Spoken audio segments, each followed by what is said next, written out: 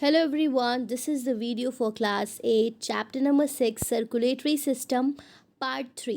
पिछले दो पार्ट्स मैं ऑलरेडी अपलोड कर चुकी हूँ जो कि आपको क्लास 8 की प्लेलिस्ट में मिल जाएंगे।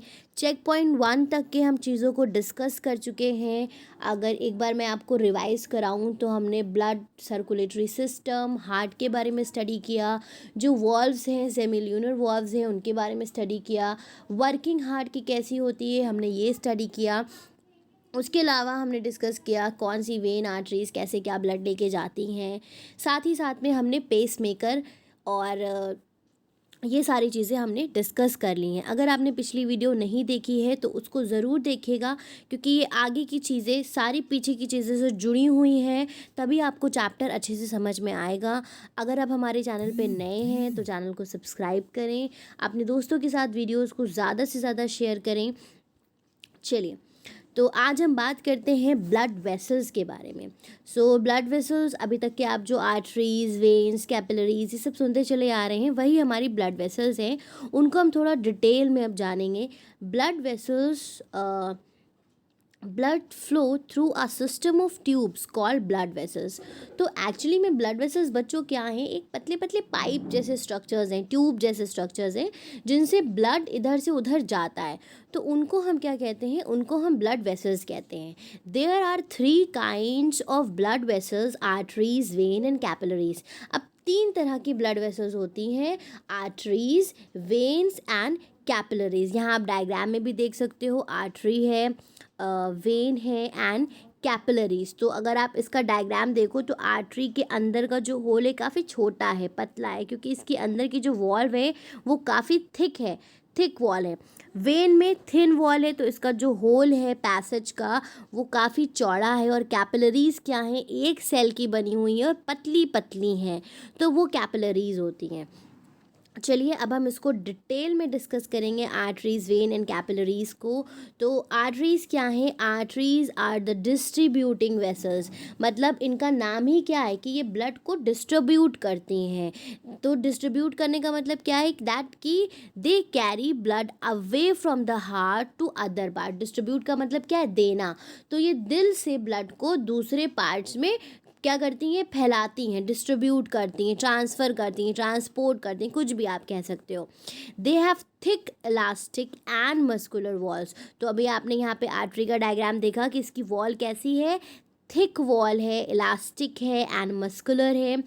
Arteries carry oxygenated containing oxygen blood accept pulmonary artery. तो ये हमने कल की वीडियो में डिस्कस किया था कि पल्मोनरी आर्टरी जो होती है वो डीऑक्सीजनेटेड ब्लड कैरी करती है और कहाँ लेके जाती है, उसको लंग्स में लेके जाती है। ये सब छोटे छोटे पॉइंट्स आप चाहो तो 1 लाइनर नोट्स आप बना सकते हैं, लिख सकते हैं सारी चीज़ें। आर्टरीज जितनी भी हैं वो सब ऑक्सीजनेटेड ब्लड कैरी करेंगी। ऑक्सीजनेटेड ब्लड का मतलब क्या है, जो प्योर ब्लड है जिसमें ऑक्सीजन है, ठीक है, वो क्या है, हमारा ऑक्सीजनेटेड ब्लड है। और पल्मोनरी आर्टरी क्या करती है, डीऑक्सीजनेटेड ब्लड कैरी करती है लंग्स तक के। Oxygenated blood is bright red. तो ऑक्सीजनेटेड कैसा है, जितने भी आपने डायग्राम में देखे होंगे वहाँ पे जो ब्राइट रेड कलर से बना हुआ है, that is the oxygenated blood because of oxy haemoglobin which is bright red in colour. तो भाई अब उसमें ऑक्सीजन है जो कि हीमोग्लोबिन के साथ क्या बना लेता है, ऑक्सी हीमोग्लोबिन बना लेता है। In arteries blood flows with jerk and under pressure due to the pumping action of the heart. अब देखो आर्टरीज क्योंकि ब्लड को दिल से दूसरी बॉडी के पार्ट्स तक के ले जाती है, तो दिल धड़कता रहता है, तो उसमें एक जर्क, झटके बनते हैं। तो आर्टरीज में जो ब्लड है वो झटकों के साथ फ्लो करता है। Arteries branch into small arteries and arterioles and into capillaries inside the organ. अब जो ये आर्टरीज हैं ये छोटी छोटी आर्टरीज में या आर्टियोलस में डिवाइड हो जाती हैं, और ऑर्गन्स के ऊपर, किसी भी एक ऑर्गन के ऊपर जो पतली पतली आर्टरीज होती हैं उनको क्या कहा जाता है, उनको कैपिलरीज कहा जाता है। उम्मीद है ये आपको क्लियर हो गया होगा। अब हम बढ़ते हैं वेन्स की तरफ। तो वेन्स क्या है, आर्टरीज का उल्टा है। Veins are the collecting vessels, ये क्या करती हैं, ब्लड को कलेक्ट करती हैं। They collect blood from body organ and carry it to the heart, मतलब बॉडी से सारा गंदा खून जो भी है उसको, जो भी ब्लड है उसको कलेक्ट करना और हार्ट तक के पहुंचाना। दे हैव थिन वॉल, ठीक है। अब इसकी वॉल्व्स कैसी होती हैं, थिन वॉल्व्स होती हैं। The pocket shape valves present inside the veins make the blood flow only towards the heart. अब जो वेन्स हैं इनमें क्या होती हैं, वॉल्व्स होती हैं। तो ये वॉल्व्स क्या करती हैं, बैक फ्लो, की खून उल्टा ना बह जाए उसको प्रिवेंट करती हैं और एक ही डायरेक्शन में ब्लड को फ्लो करती हैं। In veins, the blood flows smoothly and is deoxygenated without oxygen. अब जो वेन में ब्लड फ्लो करता है वो आराम से फ्लो करता है, उसमें कोई जर्क्स नहीं होते हैं और उसमें जो ब्लड होता है वो कैसा होता है, डीऑक्सीजनेटेड ब्लड होता है। The veins are darker in colour, जो वेन्स का कलर है वो आर्टरीज के कंपैरिजन में डार्क होता है। You can see some of your veins because they are just under the skin, तो जो हम लोगों को अपने हाथ में नसें दिखाई देती हैं डार्क डार्क कलर की, तो ये क्या है, ये वेन्स हैं, क्योंकि ये स्किन के एकदम अंदर ही होती हैं तो ये सुपरफिशियल्स होती हैं। They are more prominent in old person, और जो लोग बूढ़े हो जाते हैं उनके में वो नसें और ज़्यादा साफ साफ दिखाई देती हैं। Veins begins as capillaries, they join and rejoin to form the larger vein. अब यहाँ पे आप देखो तो ये कैपिलरी नेटवर्क कैसे वेन्स का बनता है, इसी तरह से ये जो ब्लू वाला है ये वेन्स का कैपिलरी नेटवर्क है और इधर क्या है, आर्टरीज का कैपिलरी नेटवर्क है। तो यही मिल करके क्या करती हैं, बड़ी वेन्स बनाती हैं that open into the right auricle of the heart, ठीक है। तो जो वेना कावा हमने पढ़ा था, superior and inferior vena cava, तो ये वही यही वाली जो सारी वेन्स होती हैं डीऑक्सीजनेटेड ब्लड कैरी करती हैं, मिल करके ये सुपीरियर इन्फीरियर वेना कावा बनाती हैं, जो कि ब्लड को कहाँ डंप करते हैं, राइट ऑरिकल में, ठीक है। चलिए फिर हम आगे, तो अच्छा यहाँ पे आपको एक बात का ध्यान और रखना है, जहाँ पे हमने वेन्स का डिस्कस किया है कि यहाँ पे जो सारी वेन्स होती हैं ये डीऑक्सीजनेटेड ब्लड कैरी करती हैं, लेकिन इसमें जो पल्मोनरी वेन है वो क्या करती है, आपने पिछले वीडियो में पढ़ा था कि वो ऑक्सीजनेटेड ब्लड कैरी करती है, ठीक है। अब आ जाते हैं हम कैपिलरीज पे। Capillaries are the finest blood vessels, तो ये जो जाल जैसा स्ट्रक्चर है ये कैपिलरीज का है। They are the terminal branches of an artery which rejoin to form a vein, ठीक है। ये क्या है, आर्टरीज की टर्मिनल ब्रांचेस हैं जो कि रीजॉइन करके आगे वेन बना लेती हैं। The capillaries have very thin walls. अब कैपिलरीज की क्या खासियत है कि इनकी वॉल बहुत ज़्यादा थिन होती है, only one cell thick form of squamous epithelium, ठीक है। और ये किसके बने हुए होते हैं, स्क्वैमस एपिथीलियम के। अब इनका जो रोल है वो डिस्कस कर लेते हैं। As the blood flow through capillaries, अब जैसे ब्लड कैपिलरीज के थ्रू जाता है तो उसमें क्या होता है, food nutrients and oxygen passes from blood to the cell. तो इन्हीं कैपिलरीज के ज़रिए क्या होता है कि जो भी न्यूट्रिएंट्स हैं और ऑक्सीजन है वो ब्लड से सेल जो होती हैं ऑर्गन्स की उसमें आ जाता है, and carbon dioxide and waste product passes from cell to the blood. और इसी तरह से जो हार्मफुल गैस है वो सेल से ब्लड में आ जाती है, ठीक है। तो मतलब एक्सचेंज ऑफ गैसेस जो होता है या फूड न्यूट्रिएंट्स होता है वो कहाँ होता है, वो कैपिलरीज के ज़रिए होता है, ठीक है। चलिए अब हम आगे बढ़ते हैं। आर्टरीज, वेन और कैपिलरीज की एक बार सारे पॉइंट्स एक साथ देख लेते हैं कि तीनों क्या हैं, क्या डिफरेंसेस हैं। तो situated deeper under the skin, जो आर्टरीज हैं ये हमारे स्किन के बहुत अंदर होती हैं, जो वेन्स हैं ये स्किन के अंदर ही हमें सुपरफिशियली नज़र भी आती हैं, situated very deep with in the organ. और जो कैपिलरीज हैं ये जो ऑर्गन्स होते हैं उसके ऊपर चढ़ी हुई होती हैं, तो ये बहुत अंदर होती हैं, thick wall with narrow lumen cavity. Thick wall मतलब इसकी वॉल कैसी है, काफ़ी मोटी होती है, जिसकी वजह से जो अंदर का रास्ता बचता है वो बहुत पतला हो जाता है, नैरो ल्यूमन हो जाता है। वेन की अगर बात करी जाए तो थिन वॉल विद वाइड व्यूमन। अब ऑब्वियस सी बात है कि अगर कोई पाइप की जो वॉल है वो पतली होगी तो अंदर की जगह ज़्यादा होगी ना, ठीक है। Capillaries thin wall narrow tubes with narrow lumen. अब इसकी कैपिलरीज क्या होती है, वो खुद ही में पतली होती हैं, एक सेल की बनी हुई होती हैं, तो वो थिन न्यूमन और थिन वॉल दोनों आ जाती हैं, ठीक है। Through arteries blood flows from heart to the other body part. ये हमने भी बात करी कि आर्टरीज बच्चों क्या करती हैं, दिल से खून बॉडी के डिफरेंट डिफरेंट पार्ट्स तक के लेके जाती हैं। फिर वेन्स क्या करती हैं, through veins blood flows from body organ to the heart. जो भी गंदा खून है पूरी बॉडी से superior and inferior vena cava के थ्रू वो कहाँ जाता है, राइट ऑरिकल में हार्ट के आ जाता है। Capillaries join arteries with the when. Capillaries क्या है, आर्टरीज और वेन के बीच का एक कनेक्शन का पॉइंट है, and form a network in the body organ. और बॉडी ऑर्गन के ऊपर क्या करते हैं, ये एक नेटवर्क बना लेते हैं।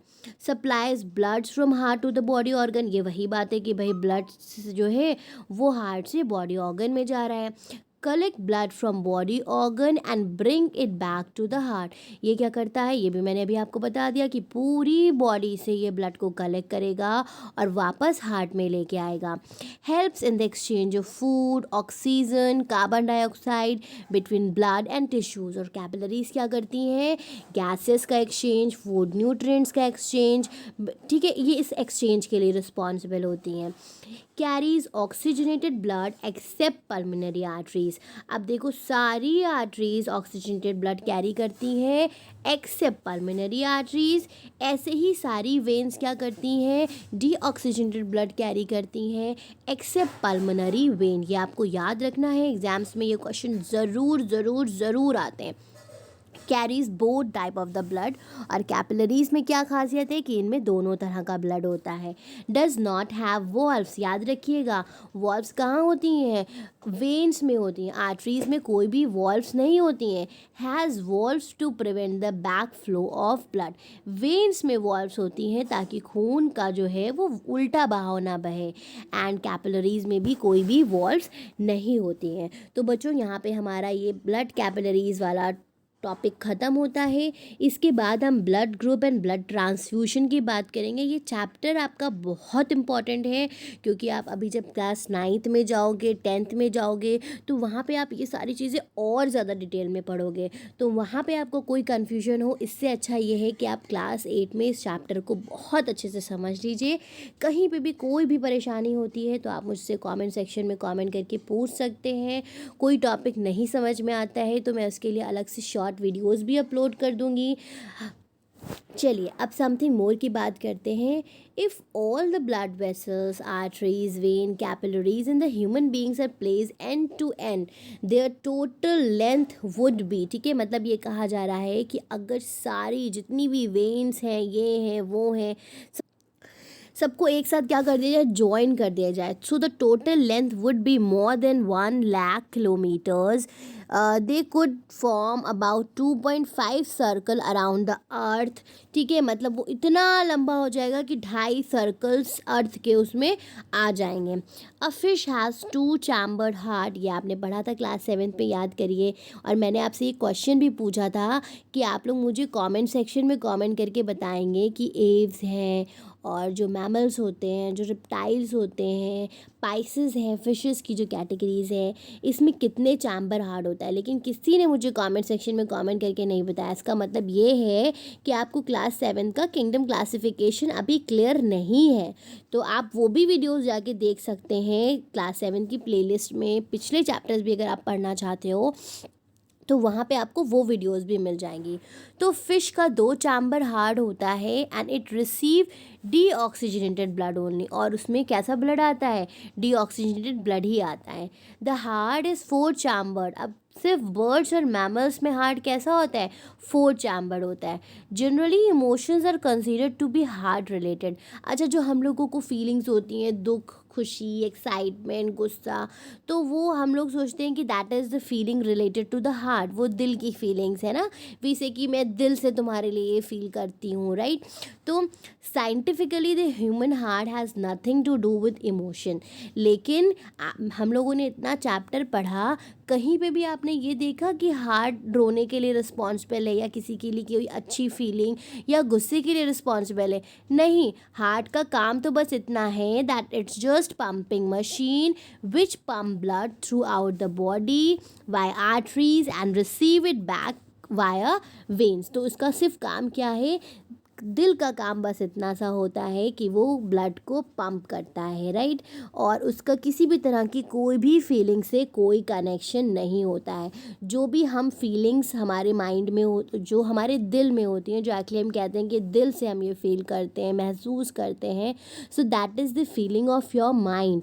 वो सारी चीज़ें किससे रिलेटेड होती हैं? आपके दिमाग से रिलेटेड होती हैं। तो अभी आप ये भी चीज़ पढ़ोगे कि जो भी जब अभी आगे आप nervous system, central nervous system, ये सारी चीज़ें पढ़ेंगे तो वहाँ पे आपको ये चीज़ें अच्छे से क्लियर हो जाएगी।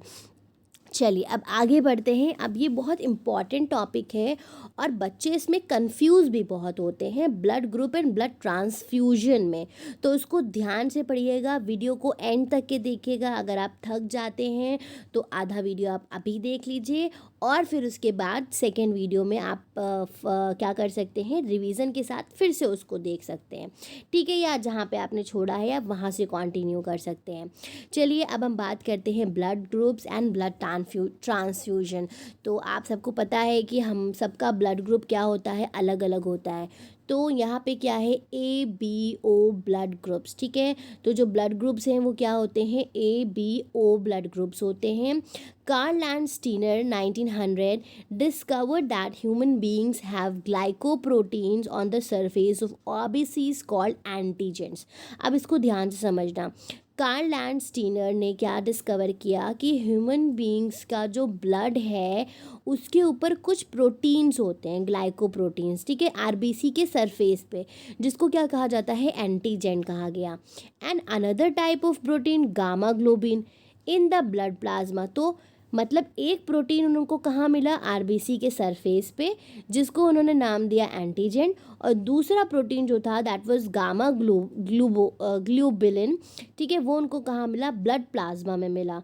तो उसको उन्होंने नाम दिया एंटीबॉडीज़। तो यहाँ पे दो चीज़ें आ गई कि ह्यूमन ब्लड में जो ब्लड है उसमें एंटीजेंस और एंटीबॉडीज़ होती हैं। Two types of antigens. अब एंटीजेंस भी क्या है, दो तरह के हैं, antigen A and antigen B are found on human RBCs. अब ह्यूमन आरबीसीज में जो एंटीजेंस पाए गए जो कि ग्लाइकोप्रोटीन्स थे वो दो तरह के हो गए, antigen A and antigen B. Based on the presence और the absence of these antigens, अब इन्हीं एंटीजेंस की प्रेजेंस और एब्सेंस के बेसिस पे क्या किया गया, human bloods fall into 4 blood group. Human blood को क्या किया गया, देखो ध्यान से समझो।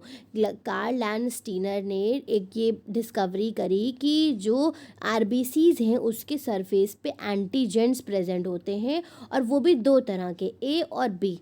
इसी के बेसिस पे उन्होंने जो ब्लड ग्रुप है उसको 4 में डिवाइड किया, ए बी और ओ, ठीक है। So this form the A B O system of blood group. तो इसी को क्या कहते हैं, A B O system of blood group कहते हैं, जो कि किसने दिया था, कार्ल लैंडस्टीनर ने दिया था। अब हम बात करते हैं कि एंटीजेंस और एंटीबॉडी इंटरेक्शन क्या है। टू टाइप्स ऑफ एंटीबॉडीज़, जैसे एंटीजेंस दो तरह के हैं वैसे ही एंटीबॉडी दो तरह के हैं। Antibody A antibody B antibody are found in human blood plasma. अब आपको ये याद रखना है कि एंटीबॉडीज़ कहाँ बनती हैं, ब्लड प्लाज्मा में बनती हैं। Person with one antigen have natural antibodies in their plasma against the other antigen. तो जो एंटीजेंट होता है उसके अगेंस्ट में एंटीबॉडीज़ क्या होती हैं, पर्सन की बॉडी में होती हैं। जैसे देखो ब्लड ग्रुप ए है तो एंटीजेंट ए है, ठीक है, एंटीबॉडी क्या हो जाएगी उसके अगेंस्ट वाली एंटीबॉडी बी। फिर ब्लड ग्रुप बी है, एंटीजन बी है, तो एंटीबॉडी क्या हो गई, एंटीबॉडी ए हो गई। ब्लड ग्रुप ए बी है तो उसमें एंटीजन दोनों है, अब यहाँ पे एंटीबॉडी क्या है, नन है। ब्लड ग्रुप ओ है तो उसमें एंटीजन ज़ीरो है एंड एंटीबॉडीज़ दोनों हैं। ठीक है, अब ये क्या था, ये एंटीजन एंड एंटीबॉडी रिएक्शन थी। अब हम देखते हैं कि क्लम्पिंग रिएक्शंस क्या होती हैं। Antigen A of blood group A and antibody from blood group B are not matching. देखो अब यहाँ पे जो हम लोगों ने ये देखा कि ब्लड ग्रुप ए में एंटीजन ए है, ठीक है, और ब्लड ग्रुप बी में एंटीबॉडी ए है, तो ये मैच नहीं करेंगे, दे आर इनकम्पैटिबल, वो एक साथ, क्योंकि इसमें क्या हो रहा है, एंटीजन ए भी है और एंटीबॉडी भी ए है, तो क्योंकि एंटीजन अगर ए है तो एंटीबॉडी बी होनी चाहिए, ठीक है, अगर एंटीबॉडी ए है तो एंटीजन ए होना चाहिए, इसीलिए ये ब्लड ग्रुप क्या हो जाता है, इनकम्पैटिबल हो जाता है। Similarly antigen B and antibody B are also incompatible, it means when blood from blood group A and B is mix, तो इसीलिए जो ब्लड ग्रुप जब किसी को खून चढ़ाया जाता है तो सेम ब्लड ग्रुप होना चाहिए। अगर वो उल्टा जैसे ए का बी को चढ़ा दिया जाएगा तो उनकी दोनों की एंटीबॉडीज़ और एंटीजन सेम हो जाएंगे और वो क्या कर लेंगे, आपस में मिलकर के एक क्लम्प फॉर्म कर लेंगे, मतलब ग्रुप ऑफ मास फॉर्म कर लेंगे। So this occurs due to the antigen and antibody interaction, इसी को कहते हैं एंटीजन एंड एंटीबॉडी इंटरेक्शन। तो ये जो चार्ट है ये आपको बहुत अच्छे से समझ में आना चाहिए कि अगर ब्लड ग्रुप ए है तो उसको ए ही चढ़ाया जाएगा क्योंकि उसमें एंटीबॉडी बी है। अगर एंटीबॉडी ए आ जाती है तो वो वहाँ से क्या हो जाएगा, ब्लड ख़राब हो जाएगा और क्लम्पिंग फॉर्म हो जाएगी। ठीक है, तो अब यहाँ पे देख लेते हैं कि ब्लड ट्रांसफ्यूजन क्या है। प्लस ट्रांसफ्यूजन का मतलब है कि ब्लड को किसी की बॉडी में इंजेक्ट करना। In case of severe injury और operation there is a considerable loss of blood and the patient needs blood from outside. तो मतलब जब ऑपरेशन होता है या फिर चोट लग जाती है तो ब्लड बहुत ज़्यादा बॉडी से बह जाता है, तो उस वक्त बाहर से ब्लड चढ़ाने की ज़रूरत होती है। This transfer of blood from one person to another person is called blood transfusion. तो यही प्रोसेस जिसमें एक व्यक्ति से दूसरे व्यक्ति में ब्लड को क्या किया जा रहा है, ट्रांसफ्यूज़ किया जा रहा है, चढ़ाया जा रहा है, उसको क्या कहते हैं, उसको कहा जाता है ब्लड ट्रांसफ्यूजन। ठीक है, person who give blood is called donor. अब जो ब्लड देता है उसको क्या कहते हैं, उसको डोनर कहते हैं क्योंकि वो डोनेट कर रहा है। एंड वन हु रिसीव, और जो रिसीव करता है उसको क्या कहते हैं, रेसिपेंट कहते हैं। जो रिसीव करता है उसको क्या कहते हैं, रिसीवर, रेसिपेंट कहते हैं। For blood transfusion, the blood of the donor and that of the recipient need to belong to the same blood group or be compatible. तो blood transfusion के लिए दोनों का blood group क्या होना चाहिए, same होना चाहिए। In incompatible blood transfusion, the antigens of donor bloods are attacked by the antibodies of the recipient. और अगर अलग अलग ब्लड ग्रुप हुआ तो वो दोनों क्या हो जाएंगे, क्लम्पिंग हो जाएगा, जो हमने ऊपर अभी बात करी थी। This causes the clumping of the donor's RBCs. The blood transfusion is most successful. ये सक्सेसफुल सबसे ज़्यादा कब होता है, where the blood group of the donor and that of the recipient is same because they have similar antigens and antibodies. तो मतलब जब उनका ब्लड ग्रुप सेम होगा तो एंटीजेंस एंड एंटीबॉडीज सेम होंगी, तो ब्लड ट्रांसफ्यूजन कैसा होगा, वो सक्सेसफुल होगा, वहाँ पे क्लम्पिंग वगैरह नहीं होगी। ठीक है, person with blood group A B have no antibody in their blood. तो अभी हमने ऊपर चार्ट में देखा था कि जो ए बी जिनका ब्लड ग्रुप होता है उनमें कोई एंटीबॉडी नहीं होती है, because their RBCs have both type of antigens, क्योंकि उनकी जो एंटीजेंस हैं उन्हीं में ही दोनों तरह के एंटीजेंस आ गए हैं। Therefore person with A B blood can receive the blood from all the four group. इसीलिए जो ए बी वाले होते हैं वो सभी से क्या कर सकते हैं, ब्लड ले सकते हैं, इसीलिए इनको क्या कहते हैं, यूनिवर्सल एक्सेप्टर्स कहते हैं, because they can take the blood from the चारों जो ब्लड ग्रुप हैं उनसे ये ब्लड ले सकते हैं, क्योंकि इनके अंदर एंटीबॉडीज़ नहीं होती हैं और दोनों तरह के एंटीजेंस प्रेजेंट होते हैं। ठीक है, तो ये एक इम्पॉर्टेंट चीज़ है, याद रखना आप।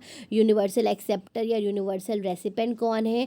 दूसरी चीज़ आती है, the blood from O can be given to the person of any blood group. अब जो ओ है वो किसी को भी दिया जा सकता है, डोनेट किया जा सकता है, because it has no antigen to react with the recipient antibodies, क्योंकि उसमें कोई भी एंटीजेंट्स नहीं होते। उसी का उल्टा, therefore person with the blood group A are called the universal blood group O. तो जो ओ वाले होते हैं वो क्या होते हैं, यूनिवर्सल डोनर्स होते हैं, but they can receive the blood only from blood O person. लेकिन इनकी खासियत क्या है, ये दे तो अपना ब्लड सबको सकते हैं, लेकिन ये सिर्फ ओ ही वाले से अपना जो ब्लड है वो ले पाएंगे, because of the presence of both type of antibodies in their plasma. क्योंकि इनकी बॉडी में दोनों तरह की जो एंटीबॉडीज़ होती हैं, antibody A and antibody B, दोनों प्रेजेंट होती है, तो ये ओ से ही ले सकते हैं।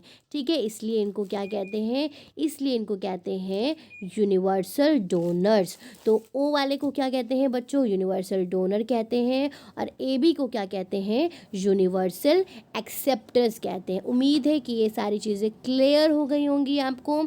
आगे बढ़ते हैं। Doctor usually prescribe certain blood test for the correct diagnosis of a disease. Let us know about some test by performing an activity. तो आपको पता है कि कोई भी बीमारी कुछ होती है तो डॉक्टर क्या कहता है, ब्लड टेस्ट कराइए, कहता है कि नहीं कहता है।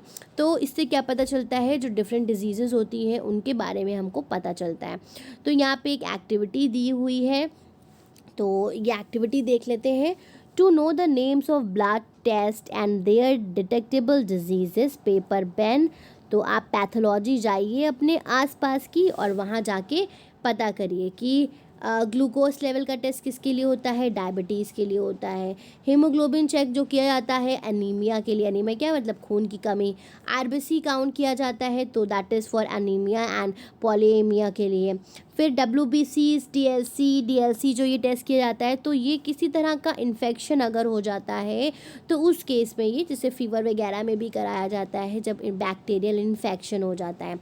पैक्ड सेल वॉल्यूम पीसीवी और haematocrit value of the blood to anaemia, इन सारी चीज़ों के लिए।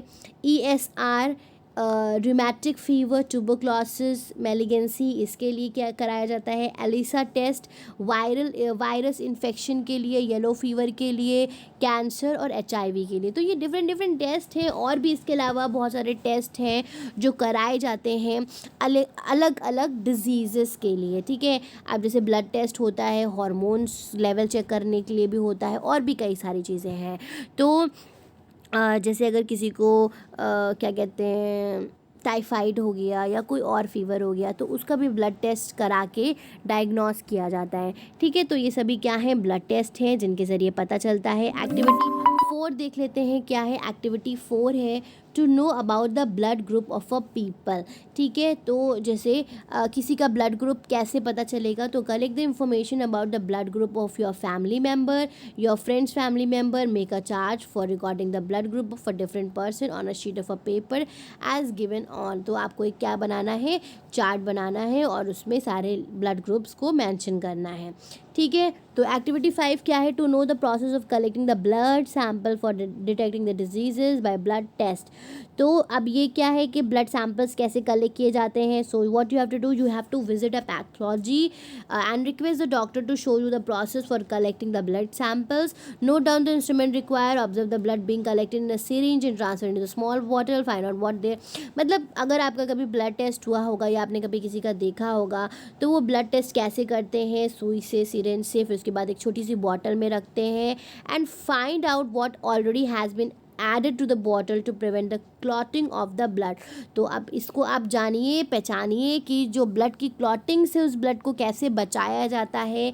Ask the doctor why it is necessary to shake the bottle nicely, और वो उस बॉटल को शेक भी करते हैं। तो उसका शेक करने का मतलब क्या है, हिंट्स क्या है, the anticoagulant sodium citrate is added to prevent the clotting of the blood. तो ये हिंट्स आपको दी गई हैं कि उस बॉटल में क्या ऐड किया जाता है कि ब्लड की क्लॉटिंग ना हो। Shaking of the bottle properly mix the anticoagulant with the blood. तो आप इसको कमेंट सेक्शन में कमेंट करके मुझे पूरी डिटेल में बताएंगे कि ये प्रोसेस क्या और कैसे होता है। उसके बाद हम आ जाते हैं चेक पॉइंट 2 पे। इस वीडियो को हम चेक पॉइंट 2 तक के ही रखेंगे क्योंकि ऑलरेडी हमारा वीडियो काफ़ी बड़ा हो गया है।